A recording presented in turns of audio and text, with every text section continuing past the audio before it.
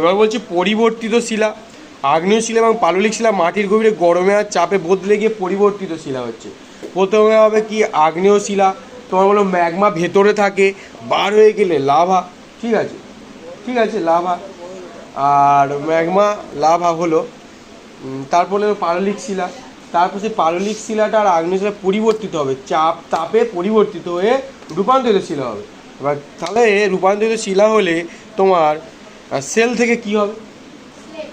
হ্যাঁ, আর গ্রানাইট থেকে, এই দুটো আজকের পড়বে। তাহলে সেল থেকে স্লেট, গ্রানাইট থেকে নিস। চুনাপাথর থেকে এটাও পড়বে। মার্বেল, যেই পাথরের উপর তোমরা বসে আছো, কোচিংয়ের যে পাথরটা আছে দেখো, এই কোচিংয়ের যে পাথর তোমাদের জন্য বসানো হয়েছে, এই দেখো মার্বেলে তোমরা বসে আছো, ও চুনা পাথরের পরিবর্তিত রূপ। ঠিক আছে, মানে এত ভালো জায়গায় বসেও পড়াশুনো তোমাদের একদম হয় না, কি আর বলবো আমি।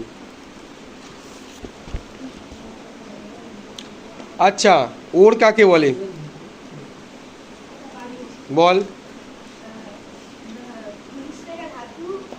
সস্তায় ও সহজে বার করা সম্ভব তাকে ধাতুর আকরিক বা ওর বলে।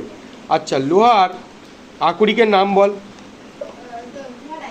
অ্যালুমিনিয়ামের আকরিক বক্সাইট, আর তামার, এই তিনটে থেকে একটা পরীক্ষা পড়বে। লোহার হচ্ছে হেমাটাইট, অ্যালুমিনিয়ামের বক্সাইট, আর তামার কপার গ্লাস পড়বেই।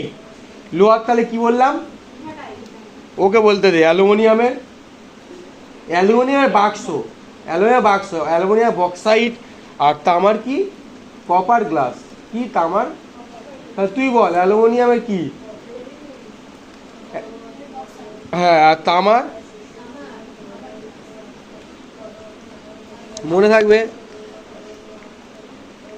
দেখো, ব্রোঞ্জ তৈরি হয় কি দিয়ে?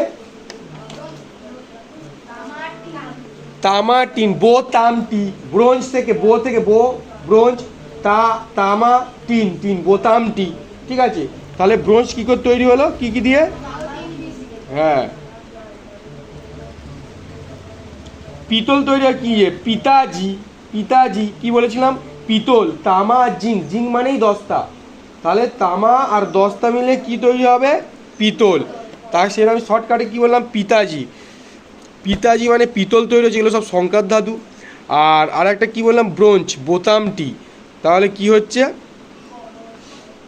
বোতামটি মানে কি? তামা আর টিন। তাহলে তুই বল পিতল কি কি দিয়ে তৈরি হলো? পিতল কি দিয়ে তৈরি? তামা